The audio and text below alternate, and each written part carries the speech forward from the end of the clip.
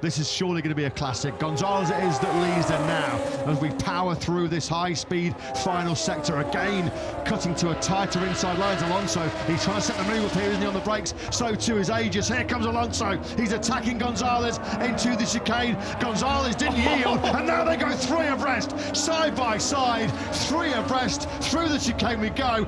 Gonzalez was briefly third at one point in that chicane. Somehow he comes out of it, starting the final lap in the lead. Well, pick the bones out of that. There were all sorts of lines being taken through that final chicane. It's difficult to tell who was on the green, who was taking shortcuts, but they come out in the order that they started. Gonzalez clinging on by his fingernails here.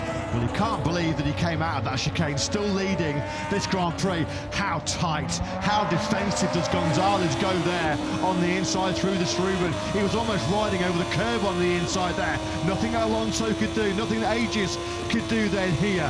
We're attacking through the high-speed turns 6 and 7, halfway around almost of this final lap. It's still Gonzalez who has a twitch there, didn't he, going through 7. Agius not close enough for his favoured move into Steckenval. Manu Gonzalez now will surely know what's coming. Can he get to the final chicane and can he hold Alonso off?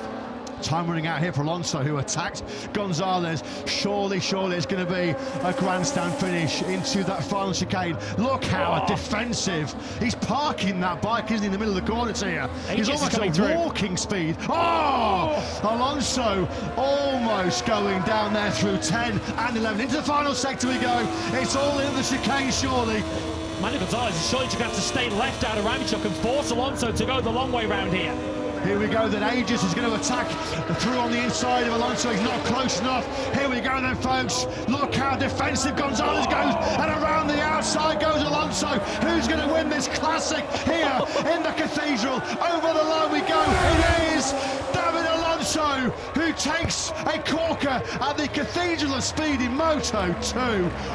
What a race.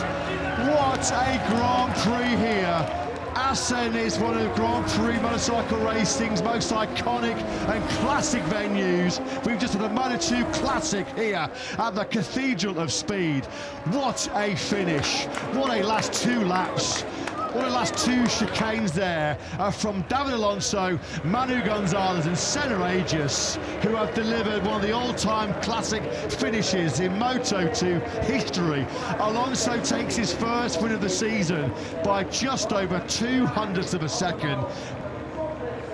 It looked like he was fading, didn't it, in the latter stages when Gonzalez caught him. This is into the final chicane. Alonso, look, he's so keen. He knows he has to get back onto the racetrack and not to hit the green. This is going on to the final lap when Agius nearly made contact with David Alonso, and then the rematch came into the Gertema chicane on the final lap. Alonso round the outside of Manu Gonzalez to snatch victory. You know what, if Gonzalez had his time again, he just went too defensive. He went too defensive into that final corner. There, he almost stopped his bike there, didn't he, into turn 10.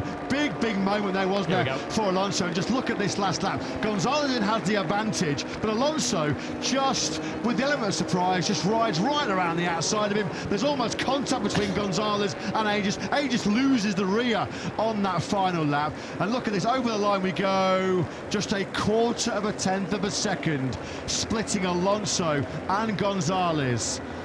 How close do you want it? Look at them, 3 abreast on the exit of the final corner. Speedway style going both Alonso and Agius. Incredible.